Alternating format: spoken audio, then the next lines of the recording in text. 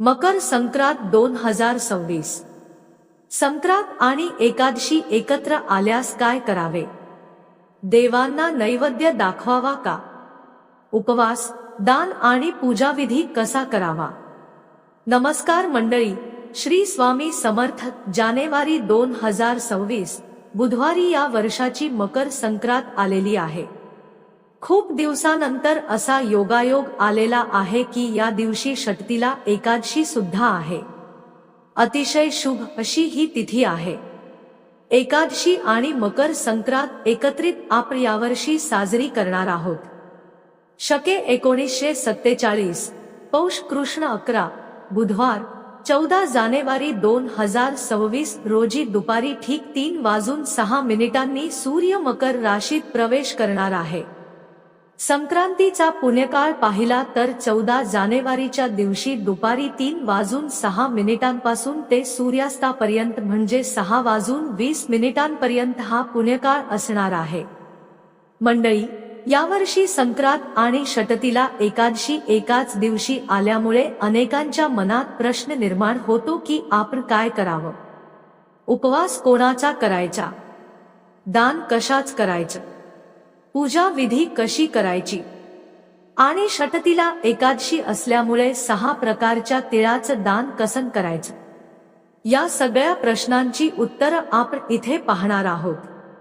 संक्रांत म्हणजे सूर्यदेव धनु राशीतून मकर राशीत प्रवेश करतो तो दिवस।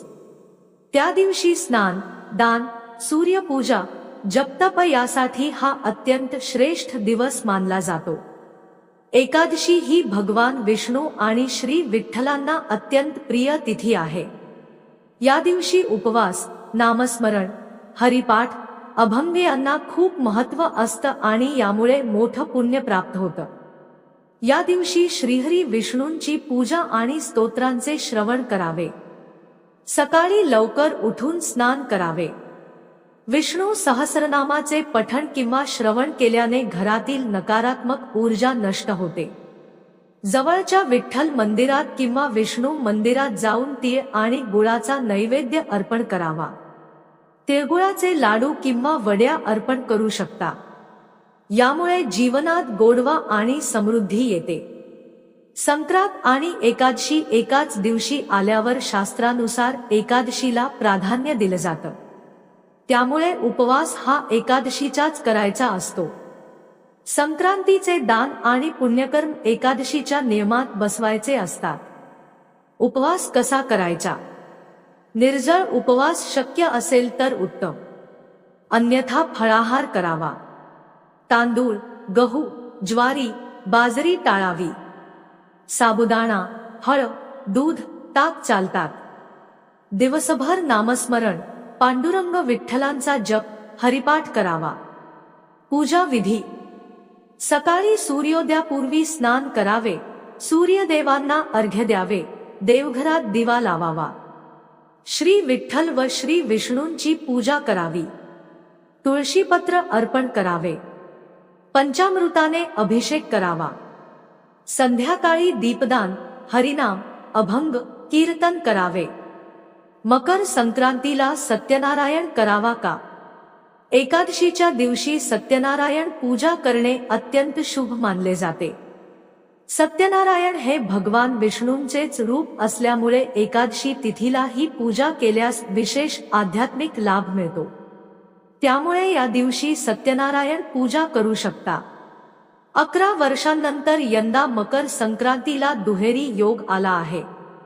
या दिवशी 6 प्रकारे तिळाचं दान करता येईल। 14 तारखेला काय करायचं? मकर संक्रांतीची पूजा नेहमीप्रमाणे करावी। हळदी कुंकू करायचं असेल तर तेही करू शकता। विवाहित महिलांनी सुगड पूजा नेहमीसारखी करावी। जे एकादशीचा उपवास करतात त्यांनी नेहमीप्रमाणे एकादशीचा उपवास करावा। आता एकादशीला तिळगुळ खाता येतात। त्यामुळे एकादशीच्या दिवशी तुम्ही देवाला दाखवलेला तिळगुळाचा नैवेद्य प्रसाद म्हणून भक्षण करू शकता, म्हणजेच खाऊ शकता आणि त्याला कोणतीही अडचण नाही। हा जो पुण्ययोग जमून आलेला आहे त्या पुण्ययोगामध्ये काही विशेष साधना किंवा विशेष दान केल्यास तुमची रखडलेली कामे पूर्ण होतात आणि 7 पिढ्यांचे दोष देखील उपाय केल्यामुळे दूर होतात. आता दान काय करायचं?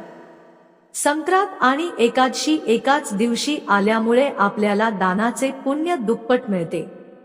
दानासाठी उत्तम वस्तू द्याव्यात. त्यामध्ये तीळ द्यावेत, गूळ द्यावा, तसेच उपयुक्त कपडे जसे की ब्लंकेट, चादरी, चांगले कपडे द्यावेत. फाटके कपडे देऊ नयेत. तांदूळ द्यावा, अन्नदान करावे, गोदान करावे.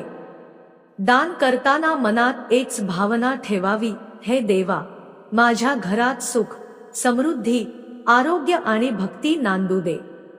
सगळ्यात महत्त्वाची गोष्ट म्हणजे या दिवशी केलेला उपवास 1000 एकादशी केल्याचे पुण्य देतो. म्हणजेच मकर संक्रांतीच्या दिवशी जर एकादशी आली आणि तो उपवास आपण केला तर आपल्याला 1000 एकादशी केल्याचे पुण्य मिळते. मग या दिवशी काय करू नये? मांस खाऊ नये, मद्यसेवन करू नये, भांडण करू नये, नकारात्मक गोष्टी बोलू नयेत, खोट बोलू नये, देवाची किंवा इतरांची निंदा करू नये. या गोष्टी प्रकर्षाने टाळाव्यात. विठ्ठलाचे नामस्मरण केल्याने जीवनातील अडथळे दूर होतात. या दिवशी तुळशीची पाने तोडू नयेत.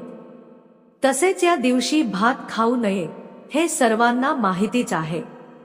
तुळशीला पाणीही अर्पण करू नये. 2026 मध्ये संक्रांत आणि एकादशी एकत्र येणे हा फारच दुर्मिळ योगायोग आहे. असा दिवस अजिबात वाया घालवू नये.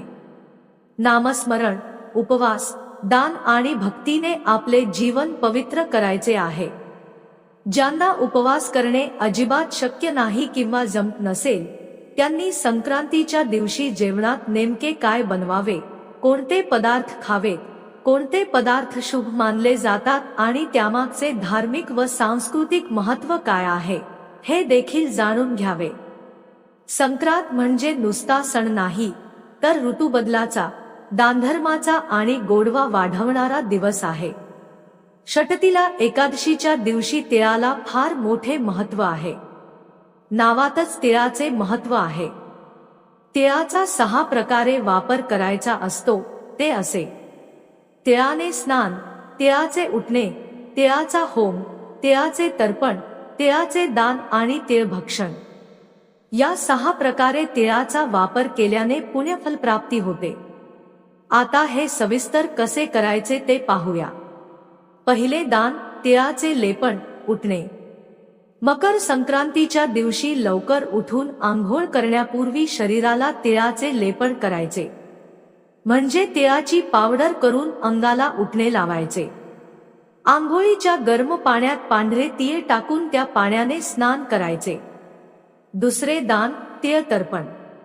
एका तांब्याच्या भांड्यात पाणी भरायचे. त्यामध्ये पांढरे तीळ, हळद, कुंकू, फुले, अक्षदा आणि थोडासा गूळ घालायचा.